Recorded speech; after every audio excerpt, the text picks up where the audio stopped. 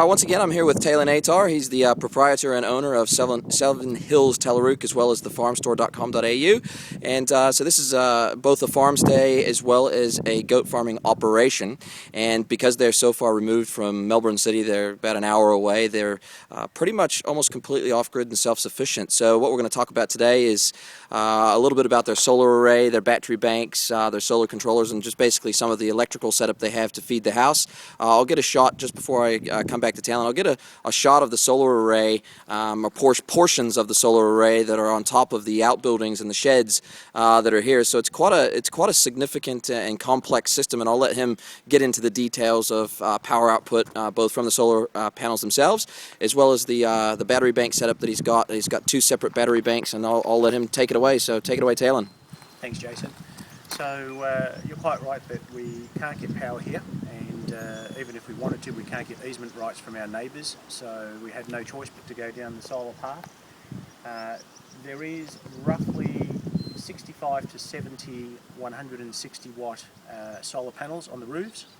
They are all in series in groups of 3, so they're 24 volts each, which adds up to 74 volts all up, or 72 volts, my mistake.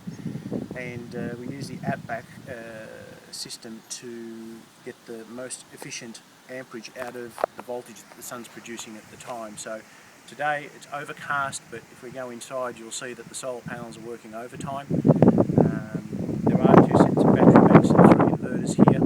2 of the inverters run the homestead and farm stay and all the pumps and swimming pools. We have another inverter and battery system about 2 kilometres away in another cabin. Both are interlinked by 16mm cable underground. However, there is still a significant voltage loss over that distance, so we use a step-up transformer down the other end, and depending on where the most amount of power is drawn, then the system pushes either way.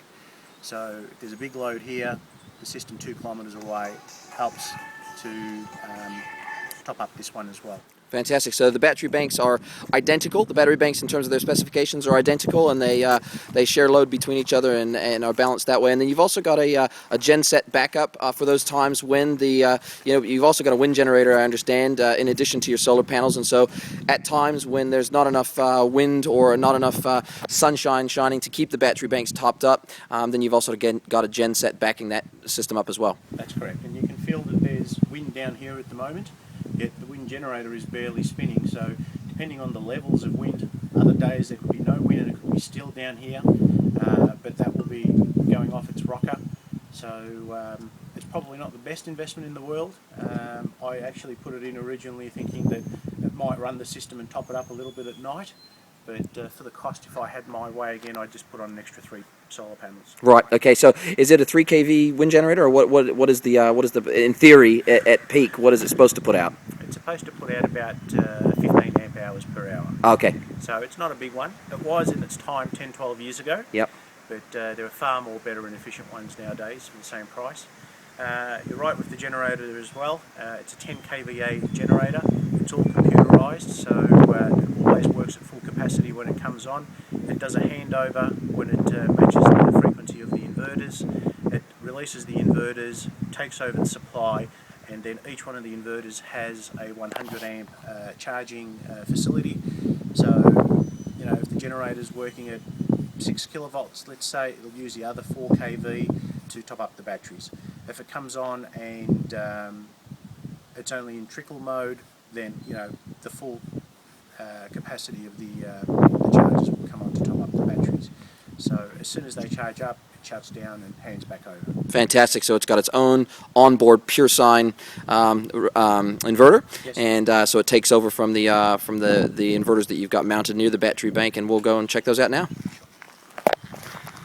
So where's the wind generator? I don't think I got a shot of that. Oh, there we go. There we go. There's the wind generator right there. So that, yeah, even though it's got quite a stiff breeze, it's definitely not going too hard, is it, Tay? No. Great. So we'll go in here and we'll check out one of the main battery banks, as well as the inverter setup and the charge controllers, and all of his switch panels as well. So it's a pretty impressive setup. And I noticed last night, Taylor, maybe you can talk about the alarm system that you've got set up as well. If for some reason the battery bank gets too low in terms of its power levels, and the generator should kick on, and for whatever reason it doesn't auto-activate and auto-start, then you get an alarm, you get an automatic phone call on your cell phone to come out and check the system. In fact, that happened last night, so maybe you can talk a little bit about that as well. Sure. So we are a meat business, so we have a lot of refrigeration out here, and our business is dependent on keeping all of that stuff going. So last night we had one of the inverters shut down, which was this guy here, which supplies one half of the homestead. The generator did fail for whatever reason. Normally it could be either there's no oil in it, or it's low on oil, or for whatever reason it just didn't start up. This little yellow box gives a pulse to the inverter to come on. If the pulse isn't long enough, sometimes it fails and won't start. It'll try once or twice to restart it and then shut down and go into alarm mode. When it goes into alarm mode, it's hooked up to a security company. As soon as the alarm's registered, they give me a call to say, hey, you've lost power at Tallarook, and we can come in and have a look to see what's gone wrong. Fantastic. So as you can see, there's 2 outback power systems here.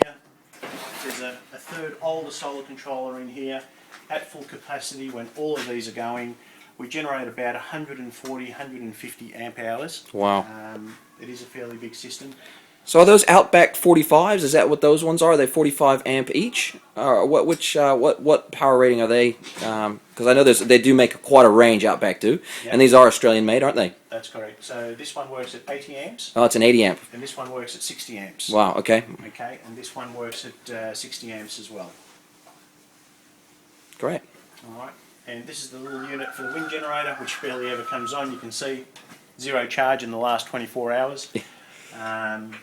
But you know, all the solar panels work off fusing systems as well. The inverters, Tallarook, Australian-made inverters. All electronic components. They're very light. Because you were explaining that your first inverters, obviously with the older technology where they had hand-wound coils, extremely heavy, extremely unwieldy, took 2 men to lift them into place, whereas you were explaining with these, because they're completely electronic, they're extremely light and you can mount them on your own. That's correct, and the old inverter, because it was coil wound, used to hum. Yeah. It was very noisy. You can hear if we stop talking, there's no noise to these. Man, they are absolutely silent. I mean, that's just a very there's a hint of electrical noise there, but it's really, there's nothing much at all. So Cellectronic is the brand? Yes. Yeah, they're an impressive looking bit of kit, and you can see the power cables coming in. They're all obviously fully insulated, and you've got isolation breakers for both the panels coming in as well as isolating off the inverters as well as the charge controllers. So are the charge controllers, are they actually daisy chained together, or how when are the inputs from the solar array, are they actually split up over the separate charge controllers, or how does that, in terms of the configuration, how is that configured? Well, this system basically grew as we grew. We originally started with a 2,000 watt inverter. This was going to be a weekender for us. I think that inverter lasted about 2 weeks before it blew up. And over time we've gone to bigger and bigger units. These were the state-of-the-art units about 2 years ago, so these are fairly current. As you can see, they're rated at 6,000 watts RMS, but these guys will peak at up to 18,000 watts for a certain period of time. They will peak at 18,000 watts, I think, for about 1 or 2 minutes, 9,000 watts for about 10-15 minutes, and 7,000 watts for 30, 40, 50 minutes.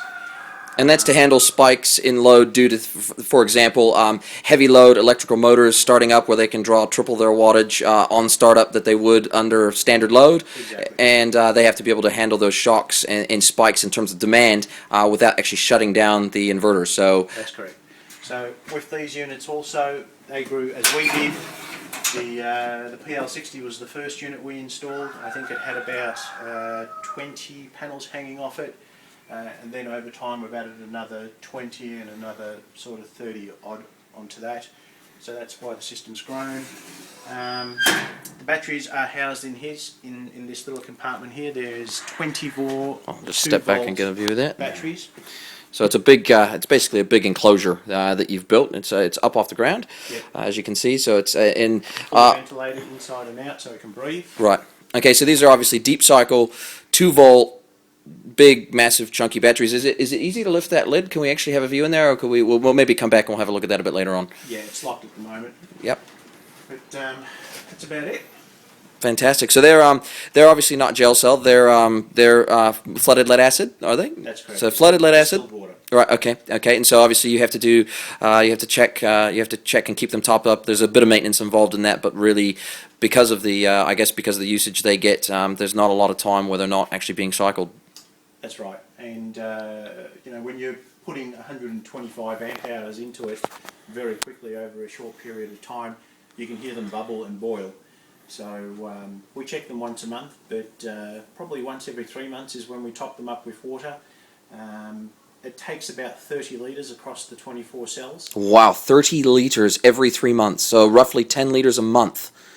Otherwise, obviously the plates inside get exposed, and then you lose capacity. And how deep of a discharge do you normally give them? Do you take them down to 40%, or what sort of discharge capacity do you try to? Because obviously the deeper the discharge, the more damage that can be done due to oxidation. So, what sort of charge cycles do you put them on? I'm not sure of that. It's all computer controlled, and you can hook up a laptop and program it to whatever specs you need. Right. But we have a gentleman by the name of Rob McCauley that comes in once every 6 to 12 months and just double checks all the programming, and if there's software to be updated, he can just download it. There's a modem sitting around hanging off the system somewhere. So he just plugs it in, Wi-Fi's it, and updates the software. It's just an amazing system. Fantastic. And was he the one that assisted in actually installing the system as well? That's correct. Fantastic. Well, maybe we'll chuck up a link to his, if he's got a website or something like that. We might be able to give him a bit of kudos as well, because it sounds like he's built a pretty impressive system along with your help. Because I mean, with your engineering background, obviously you knew what you wanted, and you just had someone who had access to the gear, bring it in, and set it up for you. Yes. Fantastic. Well, thanks, Tay. You've got a very, very impressive system. I'm a believer, definitely. We had a great night last night. We had a dinner in the house, and you said you had something like 150 downlights or something like that across the entire household. So there was there's a lot of lights running, and obviously because it's a farm stay, you've got guests staying in various different rooms using hot water, etc., etc. And system keeps up admirably, and when it's low, the generator just automatically kicks on. Keeps the batteries topped up, and no, it's a fantastic system. So thanks for showing it to us. Thanks, Jason. Cheers.